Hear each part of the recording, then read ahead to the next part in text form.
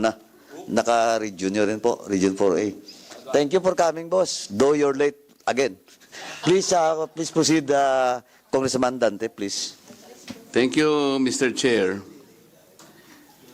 Even if that I am fully aware that I am no longer a member of this committee, I feel I have to contribute something for the benefit of everybody. I saw the title of this resolution, Mr. Chair. It is an inquiry in aid of legislation. And I think this committee is perfectly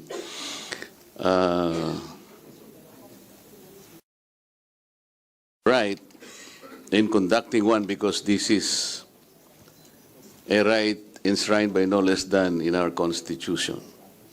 But I was reviewing the case of Neri versus Senate, Mr. Chair, GR number 180643, March 25, 2008, where the former Chief Justice of the Supreme Court, Reynato Puno, had the opportunity of positing that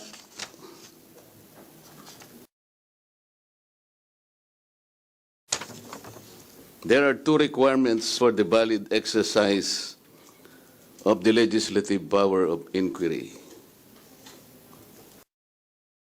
First, the existence of a legislative purpose. I think this is very important, Mr. Chair, because, well, this is a position taken by the former Chief Justice, and I believe there is no contrary opinion presented by any other legal luminary. So I believe that this still stands. May I first inquire whether there is the existence of a legislative purpose in conducting today's hearing purposely to process the existing resolution as presented today by the committee. Anybody from the members who want to answer the query? Congressman, Congresswoman, Vice Chair, Luis Ro.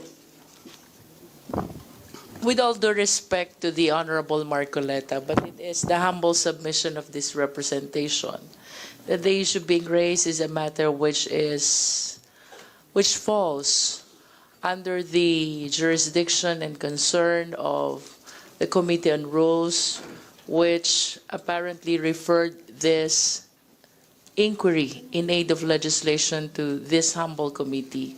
So, with all due respect, Honorable Marcoleta, I believe that the discussion of this concern is already moot and academic in as far as the Committee on Public Account is concerned. With all due respect, I beg to disagree, Mr. Chair, simply because I think before the resolution was filed, there should already be a contemplated legislative purpose. That was the postulate given by no less than the former Chief Justice. The reason being that if there is no legislative purpose, we will be concentrating on matters that may not be related to that purpose. As a matter of fact, one of the other limitations set out in this case is the pertinency of the question asked. This is related to the first. Why? If we have no existing legislative purpose, the questions that may be asked could be anything. It would be a wayward questioning until probably somehow one may think of something that could be a subject of legislation. That is not the case. I think this particular pronouncement of the former Chief Justice is designed to guide us. I think that should be the golden standard. There should be a legislative purpose because if we do not have, we would not be able to at least formulate the kind of questions that we would like to ask. Like what? Maybe we will, as a matter of fact, again, with all due respect, The exercise of the inquiry of legislative purpose is rooted in Article 6, Section 21 of the Philippine Constitution. But there is another one. There is another function which is related to that. This is the oversight function, which is in Section 22 of the same article. Iba po yung oversight, iba po yung inquiry in aid of legislation. I think that is the distinction here. We should be guided by that. So kung wala pong contemplated legislative purpose, baka kung saan-saan po tayo. Ang gusto po natin, diretso. We should be focused, Mr. Chair. This is the kind of hearing that we would like to do in the first place. Thank you. Wala pong problema, Mr. Chair, dun sa ni-repair ito. That is the process. Walang debate doon. But I believe it presupposes already a legislative po. Parang may nakabalangkas na. Halimbawa po ako, if you will read the Neri, yung pong treatise ni Mr. Chief Justice, sinabi pa niya yung mga landmark cases na napakarami po, including Arnold versus Nazareno. Kasi po, ang sabi niya, kailangan pong meron tayong contemplated legislative purpose. Ang mangyayari po noon, halimbawa sabi niya, meron kang duda, baka sakaling a provision of that legislative purpose might impact on certain sectors which are not yet clear to you. So, ang sabi niya, you should ask people by way of an inquiry. Kaya po tatawagin natin ang mga taong ito, katulad ng ginagawa natin ngayon, to help us complete and satisfy all the provisions of a contemplative legislative purpose. So kung wala po yun, Mr. Chair, baka po umaba lang, sayang po yung panahon. Ang pagtatanong, iba-ibang ganun, like po nang nangyari sa maraming pagkakataon, Mr. Chair. Pabalik-balik hanggang sa... Yun lamang po ang aking worry, Mr. Chair. Wala pong ibang intention kung di makatulong tayo, focus, at para madali po natin, kung may gagawin tayong legislative mga panukalang batas, kailangan nandito na po, wag natin pong ilagay yung kalesa na nauuna po sa kabayo, Mr. Chair. Salamat po. Thank you for that manifestation, Congressman Marcoleta. And you want to, please, Vice Chair. Thank you, Mr. Chair. I agree with Congressman Marcoleta that that is the intent of that decision. But, Mr. Chair, as correctly stated by Congresswoman Luistro, that should have been taken up with the Committee on Rules.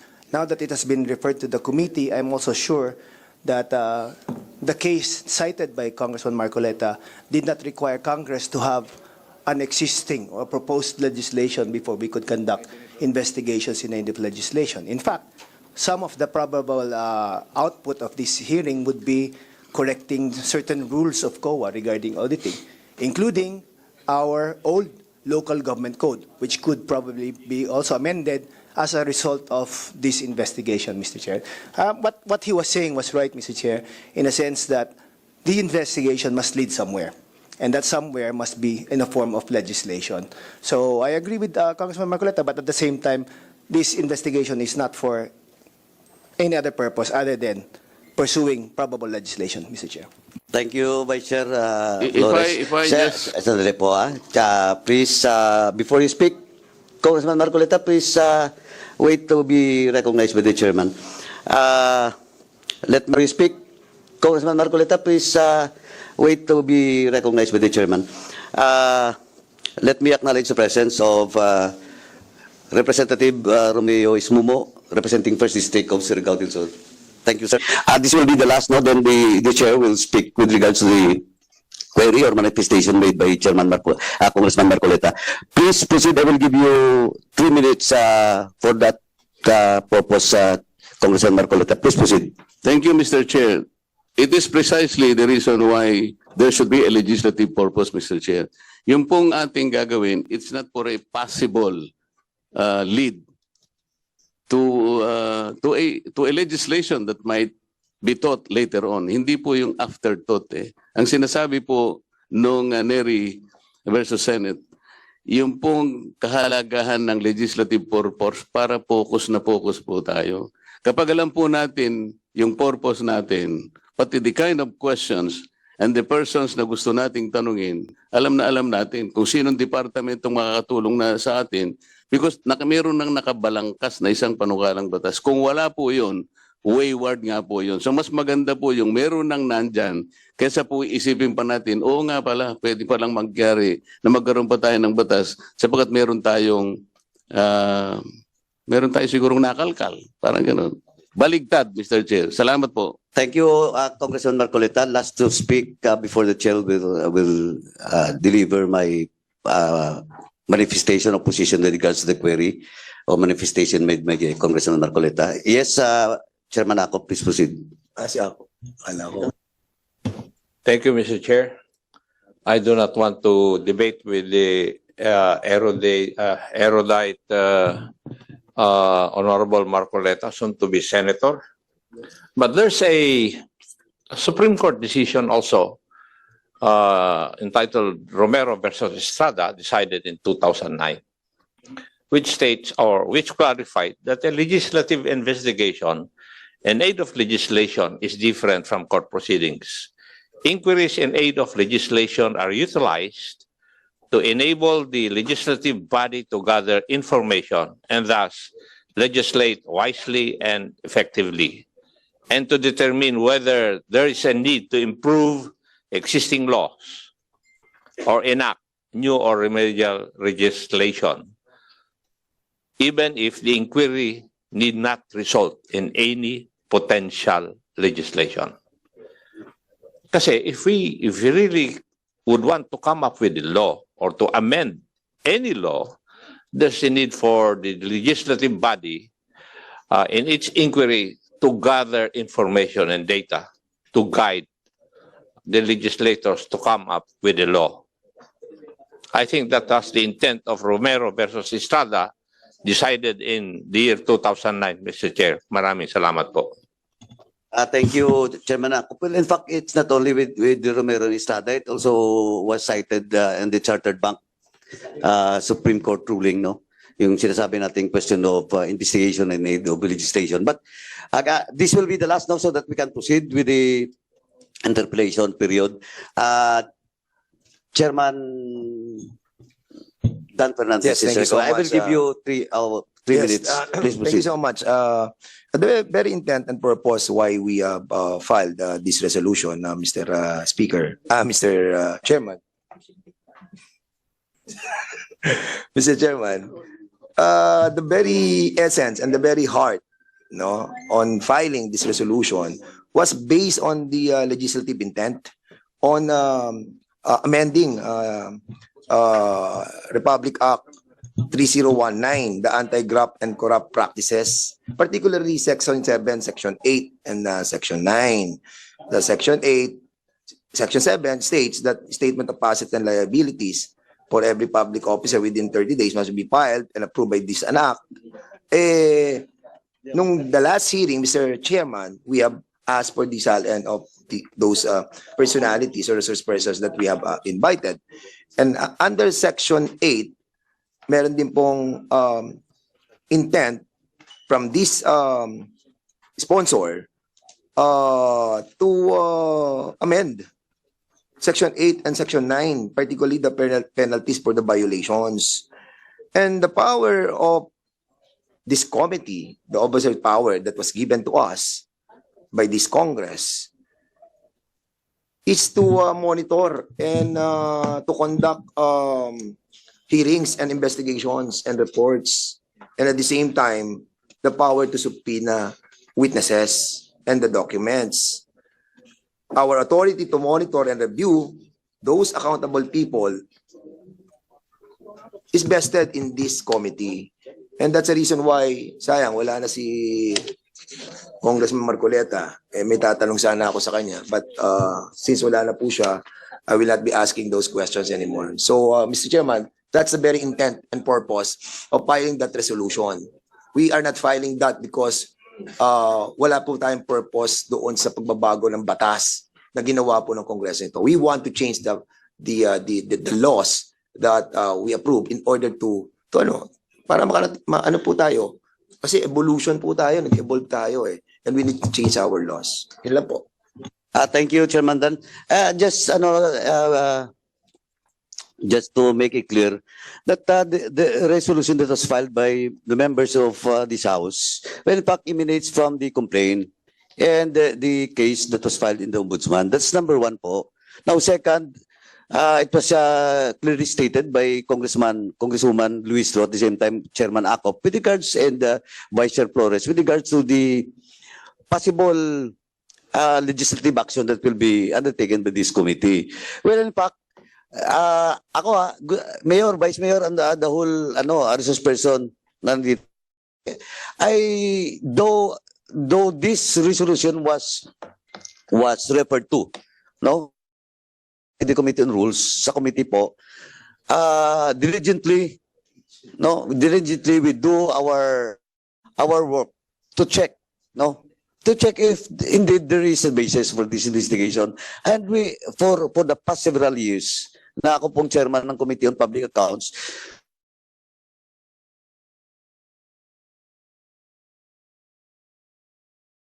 muna. That is why, before that, may COA report or ombudsman case that will be filed. At the same time, may complainant po under oath.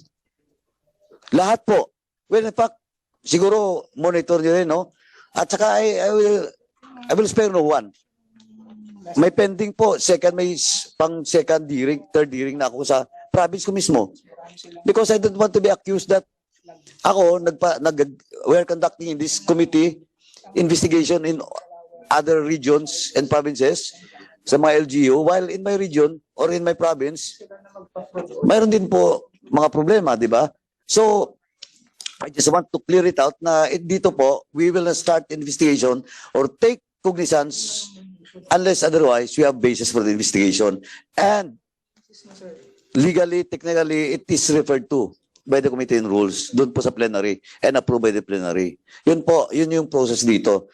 Now, kaya po, of course, the question that was raised by Congressman Marcoleta was also the issue that he raised on separate committee and hearings, no? Pero at the end of the day, yun ang lagi nating sinasabi, kung walang basis, o titigil tayo, but of course, in the first hearing, Mayor, you were not present, Vice, you were not present, and the rest of the council, mamaya po, we'll discuss about it, no? Yung COA findings. No, may mga problema po. That's why, hinabol po natin na we'll have another second hearing today because we do believe that there is a basis for this investigation. And possible legislative actions, no? Dito po lumalabas question of the property, no? Yung mga properties ng municipality. Not only, and I do believe that it happens not only in Mataas na Kahoy. It is so happening siguro sa iba pang mga municipalities. Second is yung COA Resolution 2014, no? Na hindi na kayo pwede mag-create ng fraud audit, blah, blah, blah, etc. But pinalabas nito. That's why it needs a deeper study, no? Yung reason nyo. Well, in fact, it was discussed last hearing pa.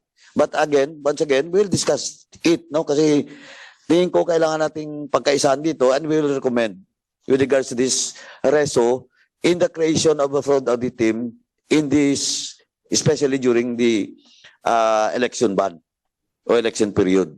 Kasi ito po yung reso nyo 2014. Now, anyway, it had been said by the members of this committee and unfortunately, lumabas na po si Congressman Marcoleta kasi hindi daw siya member dito sa committee, but he was a former senior member of this committee, but it was decided by the plenary that he will not be a member. But of course, he can stay and speak and ask query. But of course, he has no right to move a certain motion or to vote. Yun lang pong wala sa kanya. Pwede siya magsalita, but tumalis na po siya. Now, with regards to that, anyway, at least siguro malinaw lang na gusto namin linawin na there is a basis for this investigation, this committee. And sabi ko nga, we will not proceed. We do diligently study if there is a basis for the investigation. Thank you po. Now, let me proceed with the first member to ask query, unless the author of this House Reso has something to say. Chairman Dan? None. So, who wants to ask question first? Chairman Akop, are you willing to volunteer?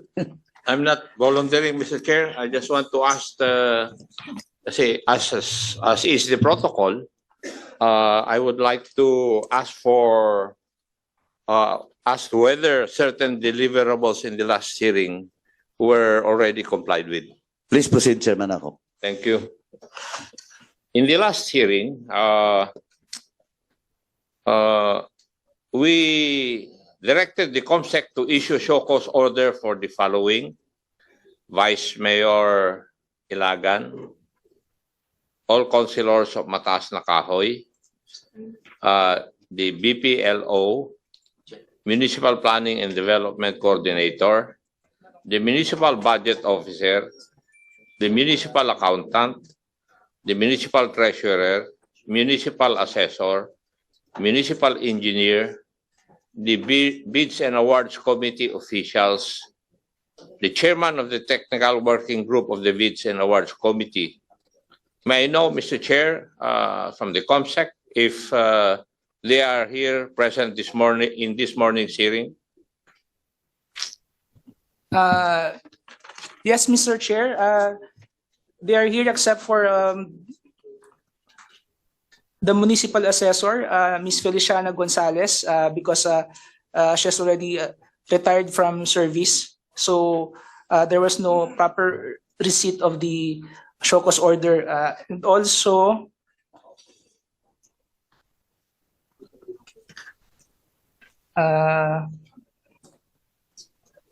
the SK chairman, he did not receive the show cause order.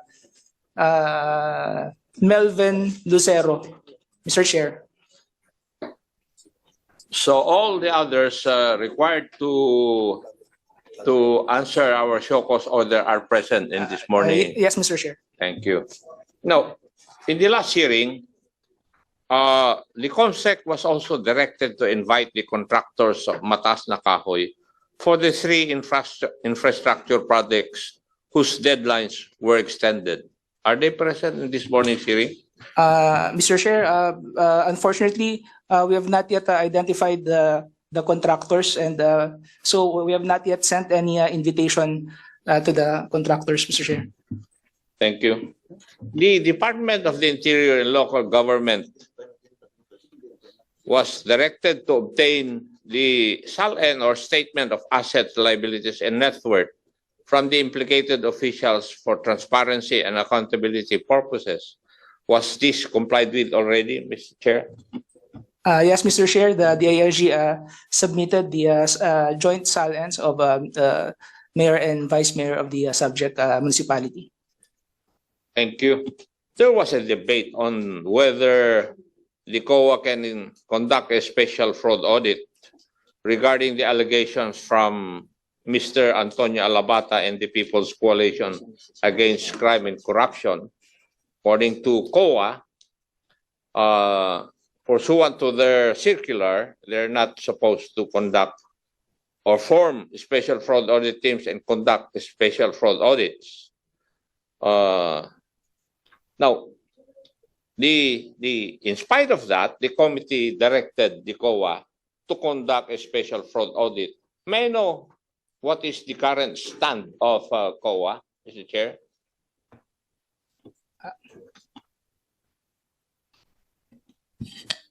Good morning. COMSEC. Please go up, please. Good morning, Honorable Chairperson and honorable members of the committee. I am Attorney Patrick Teves from the Fraud Audit Office. Your Honor, I would like to make a correction first, because the COA resolution pertains only to the temporary suspension of the creation of fraud audit teams. If provided that one of the respondents or the persons involved are candidates for our upcoming national and local elections, And the period is only during the election period or from October 1, 2024 up to May 12, 2025. And there are two exceptions under the resolution of COA 2024-04-14. First is the preliminary assessment and evaluation of the requests or complaints for fraud audit are still being conducted. There is no suspension as to the assessment of requests. And second, if pending fraud audits are also not suspended, if a person involved has later on filed his COC. So the resolution, Your Honor, Mr. Chair, only pertains to the temporary suspension of creation of a fraud audit team during the rationale being that, Your Honor, we have to uphold the political neutrality of the Commission as well as to insulate our fraud audit team, our special audit team members from harassment and political repercussions during the election period, Your Honor. However, on May 13, there is already no temporary suspension of the creation of fraud audit teams, Your Honor.